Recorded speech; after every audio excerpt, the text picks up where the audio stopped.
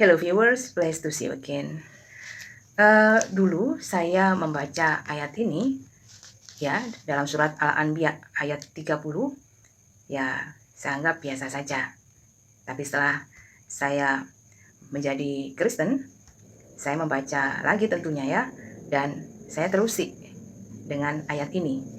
Saya akan coba bacakan ya. Dan apakah orang-orang kafir tidak mengetahui bahwa langit dan bumi itu keduanya dahulu menyatu, kemudian kami pisahkan keduanya, dan dari air kami jadikan segala sesuatu yang hidup, maka apakah mereka tidak juga beriman?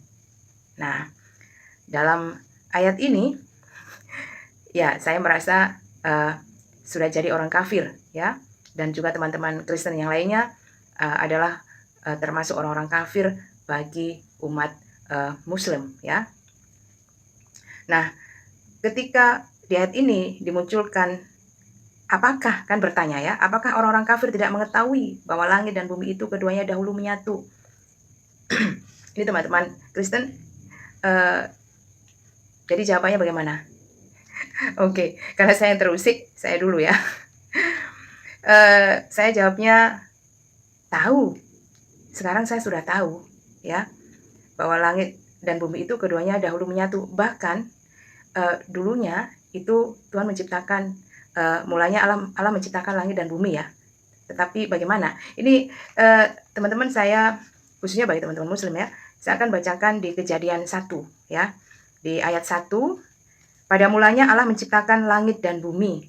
Belum berhenti sampai di situ ya. Ayat 2, bumi belum berbentuk dan kosong. Nah, gelap gulita menutupi samudra raya, dan roh Allah melayang-layang di atas permukaan air. Nah, bumi itu berarti tertutupi oleh air ya. Mudahnya memahaminya seperti itu ya. Dipenuhi dengan air. Selanjutkan di ayat yang ke-6.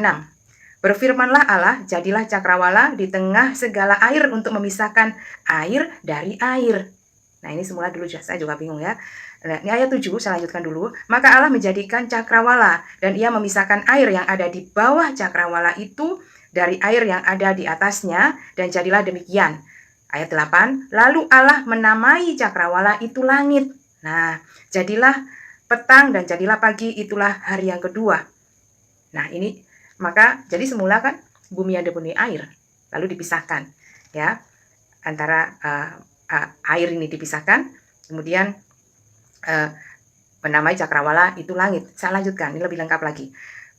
Di ayat yang tadi ke 9, berfirmanlah Allah, hendaklah segala air yang di bawah langit berkumpul pada satu tempat, sehingga kelihatan yang kering, dan jadilah demikian.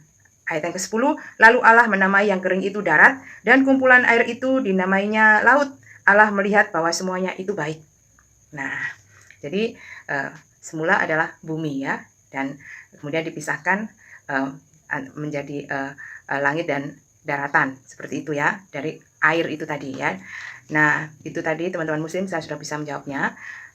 Saya tahu ya bahwa dulu itu bukan menyatu, maksudnya itu berbentuk bumi dulu ya, lalu air itu dipisahkan ya, sehingga Allah menamai yang bagian atas itu cakrawala atau langit ya.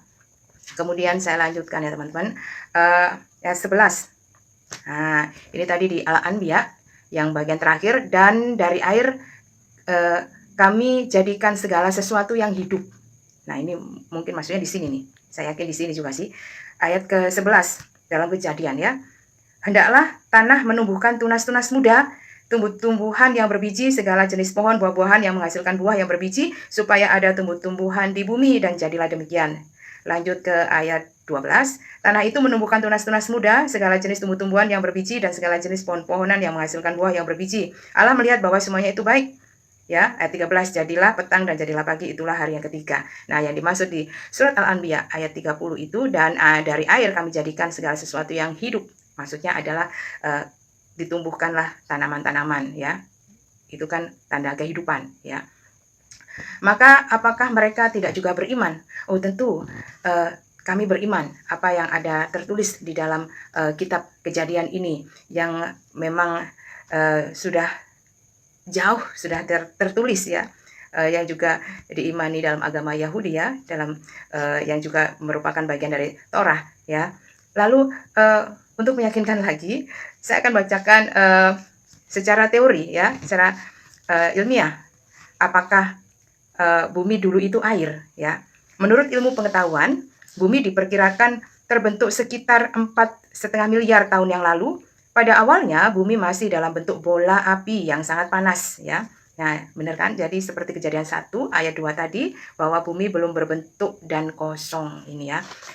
Kemudian seiring waktu suhu bumi menurun dan permukaan bumi mulai mendingin. Pada saat itu uap air di atmosfer bumi mulai mengembun dan membentuk lautan.